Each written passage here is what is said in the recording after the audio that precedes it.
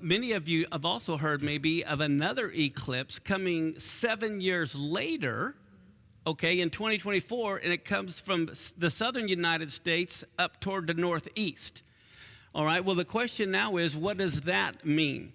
Well, first off, guess where the crosshairs is of these two eclipses, one this year and one 7 to 7 sound familiar to you? Mm-hmm. Okay, 7 years later. The crosshairs is St. Louis, Missouri, which is the gateway city. Mm-hmm. Okay, it's the heartland of America. Not only that, guess when the eclipse occurs that year? On Nisan 1, the first day of the religious calendar, when the glory fell and lit the fire in Moses' tabernacle. This is significant. Mm-hmm. And guess what? St. Louis is in Missouri and Illinois. Mm-hmm. That if you look at the crosshairs, it goes right through southern Illinois, which is known as Little Egypt. Wow. And the southernmost city is Cairo.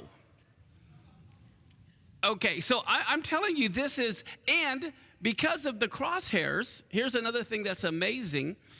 The letter Tav in Hebrew, the last letter of the Hebrew alphabet, is where we got our letter T from.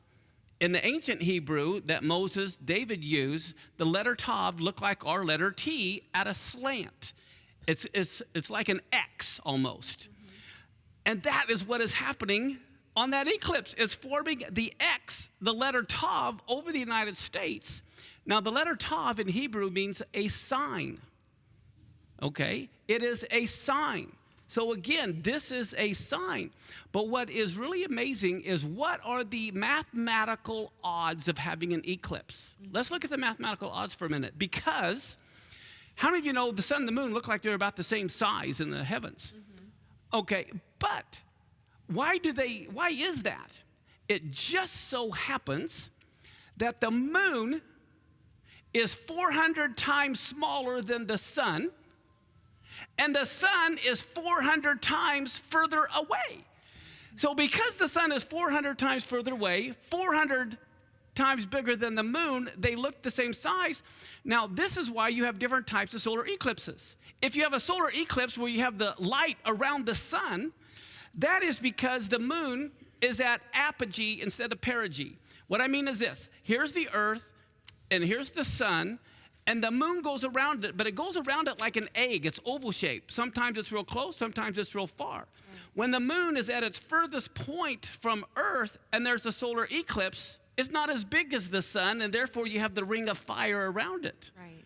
But if it's at apogee and it's at its closest point, where it's closer to Earth, now it appears bigger, and you have the total solar eclipse that blackens it out. Mm-hmm. Which is what we'll see now, on August 21st. Yes, which is August 21st. Now, the amazing thing, too, is here's the sun, here's the earth, and the moon's orbit is not horizontal. It's at an angle. Mm-hmm. And so, again, the mathematical odds of having a total solar eclipse is incredible, mm-hmm. which is why you know it's a sign from God when it falls on his feast days, when you look at the mathematical odds, because guess what? Here we have the sun and the moon. 400 times larger than the other, 400 times further away, mm-hmm. created on the fourth day, and the Tav, which means sign in Hebrew, has a numerical value of 400. Wow. The same value as the size and the distance, and these are for signs. You're rocking our world right now.